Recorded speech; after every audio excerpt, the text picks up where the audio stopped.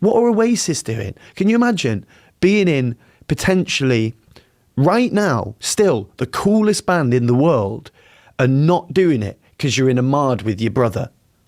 Do you know what I mean? I can deal with them dressing like they're in their 20s and being in their 50s, but acting like they're in their 20s. They need to grow up. Stop marding.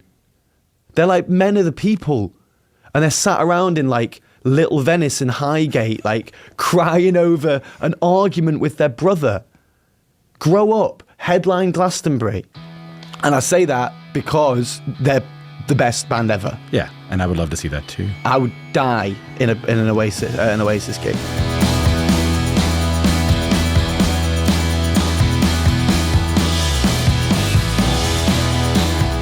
After 15 years of the greatest Twitter beef known to man, the poster boys for sibling rivalry, Liam and Noel Gallagher, will join forces in 2025 for a, as of publishing anyway, 14-show run in the United Kingdom and Ireland.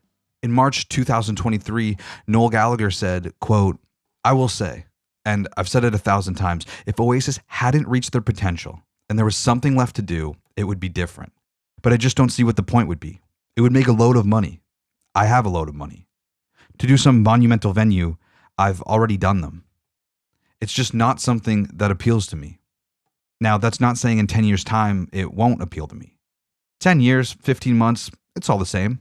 People thought it would never happen, and some people actually planned out their perfect return. The only thing the world has seen is the Glastonbury poster that comes out, and at the top of like the third day or whatever, maybe the Saturday, it just says Oasis in big fucking letters, and everyone's just like, what the fuck? What the fuck is the word Oasis doing on the Glastonbury poster, right? You know, they do that wide shot that slowly like fucking comes in and stuff, and everyone's going, ah! And it's like there's flashes. What are people taking pictures of? Nothing's happened yet. They're like, you can't see anything. Oh my god, it's an orchestra.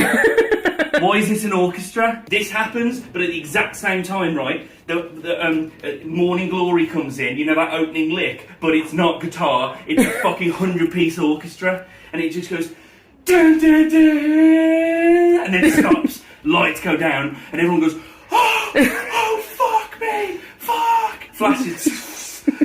For ages, it's silent, right? It's fucking silent. Finally, with the fucking orchestra, the band Oasis, Liam and Noel are there, and it goes, do, do, do, do, do, do, do. Morning Glory goes, do, do, do. And Liam Gallagher's literally just like fucking just staring out at like all these thousands of people just going, oh, fuck, and he's just like, do, do, do, do, like he's just sitting watching a game in his living room. But Noel's just fucking chilling because he's old, he didn't give a fuck. Liam Gallagher goes, your dreams are made. You can't even hear him because everyone's like, cause you take never rubber razor blade. It's Oasis. There's a fucking gospel choir behind them as well. There's just like 60 people being like, what's the story? Born in glory, yeah. Regardless of what Gallagher brother you side with, this is one of the biggest reunions in music history.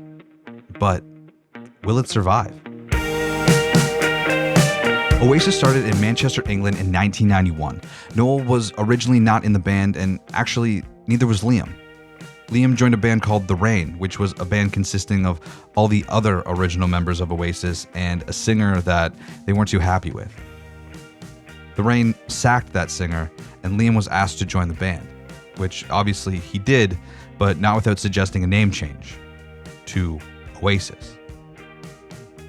After playing some shows, Liam then asked his older brother Noel to join the band as their guitarist to round out the sound. Noel took his brother up on that offer, bringing a load of songs with him. In 1993, they signed with Creation Records, where they would release the majority of their albums over the next 15 years, most notably their 1994 debut and fastest-selling UK debut album of all time, Definitely Maybe. And 1995's follow-up, What's the Story, Morning Glory, the latter of which went 17 times platinum and became the 5th best-selling album in UK history, topping albums such as Thriller and Bad by Michael Jackson and Dark Side of the Moon by Pink Floyd. Oasis were on top of the world in the 90s, and 30 years since their debut, they have sold 75 million records, ranking them as one of the most commercially successful bands of all time. Oasis released 7 albums in their decade and a half as a band, with a revolving cast of musicians to back the Gallagher brothers.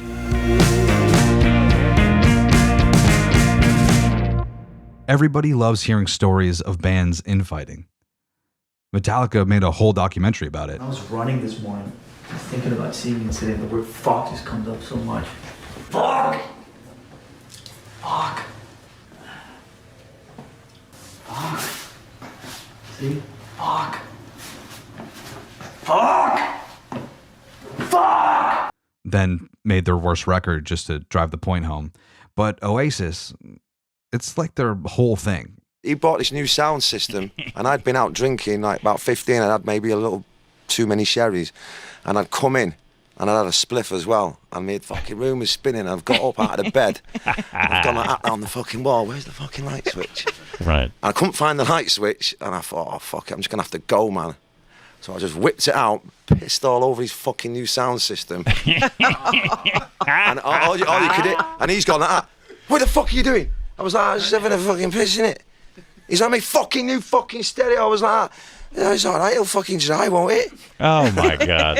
And that was it. I think that's where, I think he holds a grudge from that, and that was a long time ago. How real is that? Is that like a game and then you slap each other on Twitter and then you phone each other up afterwards and have a laugh? Yeah. Oh, God, no, that's well for real, man.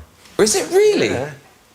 We don't like each other, man. A lot of people think we're waiting around, you know what I mean, for like a few more noughts on the end for the thing, but they've already offered us like loads of money, like millions and millions, but not about the money, is it? You know what I mean? I do find this fascinating, this between. So, like, do you you watch each other? So, if he was on here, did you watch him on here? No.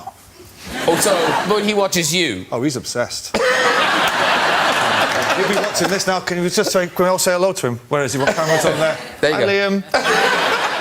These two brothers do not like each other, and by all accounts, they never liked each other. Lists and lists have been dedicated to their disdain for one another, mostly in timeline order. So many people, particularly young people, are about to have their eyes open to one of the greatest rivalries in music history. It's kind of like Star Wars. You can really choose your own adventure and how you want to enjoy the decades of brotherly beef. Like with most sibling arguments, we are talking about rather silly shit. These guys didn't get into arguments over who was being paid more. They weren't fighting over who had more songs on the album, you know, like most infighting you would hear about from bands. No, these guys are just brothers, and sometimes your brother's presence is enough to send you over the edge. And in terms of solo work, I have always leaned more Noel, but as a younger brother in my own right, Liam really is an A1 shit disturber. One of the earliest recorded spats in Oasis's history came in the fall of 1994 during a show where Liam throws a tambourine at Noel, resulting in Noel leaving the stage and quitting the band. He would, however, rejoin the band a few dates later on that same tour. But Liam got his 6 months later, in the spring of 1995, when he brought an entourage of friends from the pub into the studio during the Morning Glory sessions. Noel grabbed the cricket bat in an attempt to smash his brother's head. Liam had this to say about the altercation, quote, "The whole studio got smashed to pieces. Everything just got blitzed to bits," end quote. That cricket bat was actually sold at auction with a certificate of authenticity in 2011, but I couldn't find for how much. In 2000, a drunken argument led to Liam claiming that Noel's daughter, Anais, isn't his. This perhaps understandably led to a physical altercation and resulted in Noel leaving that tour. There's a lot of leaving or not showing up from the Gallagher brothers. Noel walks off in 94. Liam sat out sick of the Oasis MTV Unplugged show, but sat in the balcony smoking, drinking, and heckling his own band. In 2005, Liam stormed off the stage at the Heineken Jammin' Festival. August 23rd, 2009, days before their infamous breakup, Liam canceled a gig due to contracting laryngitis. Noel would claim a few years later Liam was actually just hungover, and Liam took issue with this, suing his brother, demanding an apology, and stating Noel was well aware that his laryngitis was doctor diagnosed. And Noel did apologize, and the lawsuit was dropped. But as with most siblings, none of these arguments took for too long. That was until August 28th, 2009. Rock on Seine Festival in Paris. A few versions of the story naturally exist. Liam was allegedly wielding Noel's guitar, quote, like an axe, backstage. Noel had this to say, quote, "He was quite violent. At that point, there was no physical violence, but there was a lot of World Wrestling Federation stuff. It was an unnecessary violent act, and he nearly took my face off," end quote. Noel took to the Oasis website after officially leaving the band, stating, quote, "It's with some sadness and great relief to tell you that I quit Oasis tonight. People will write and say what they like, but I simply could not go on working with Liam a day longer," end quote.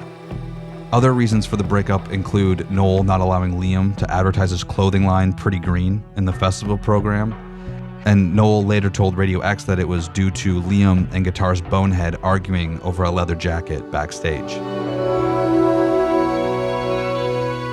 Since then, the brothers have never missed an opportunity to take jabs at one another. Yeah, I might have been a bit too rock and roll for him and that, and I might have cancelled a few gigs and that, and I might have stayed up later than I should have some nights, but, you know, we're not fucking Club 7, that's what you do. So, and I don't know, maybe he just wanted to go solo and do his thing and just be on his own and take all the fun out, you know, he just wanted to do his thing, but I don't know what I've done really, to be fair, but, you know, we'll get to the bottom of it one day. But here's the thing, you've both enjoyed now solo success, yeah. right? I mean, you both came out, I think both of you had a bit of a wobble, both of you now established, and by the way... No, I've had a wobble, but now I'm doing all right again. I think he's having a wobble now. You won't get into wobble or unwobble because the whole... I think he's having a wobble now. Liam? Or having vastly different stances on if they would get Oasis back together. Both Gallagher brothers have went on to have solid solo careers, Liam starting with BDI, consisting of remaining Oasis members in 2009 before going solo, and Noel Gallagher, staying on top of the charts with his High Flying Birds. I personally am a big fan of Noel's 2015 release, Chasing Yesterday. But as Matty Healy put it, There is not one kid, there is not one person going to a High Flying Birds gig or a Liam Gallagher gig that would not rather be at an Oasis gig. There is not one person that's there going, you know what, I loved Definitely Maybe, but my favourite thing is fucking Noel Gallagher's High Flying. Do me a favour, get back together, stop messing around, stop marding. we can't say for sure that the marding has stopped, but we can say in 2025, Oasis returns to some of the biggest stages in the UK and Ireland, and maybe around the world. Through all of the excitement, one question rings through. There is 1 year between this announcement and the shows happening. Will Oasis actually be able to hit the stage? Obviously, we will have to wait for that answer, but you can place your bets. The odds are in. I think at the end of the day, the longevity of the Oasis reunion doesn't matter. If this is it, let's enjoy it, because nobody loves Oasis more than the Gallagher brothers. And nobody hates the Gallagher brothers more than Liam and Noel.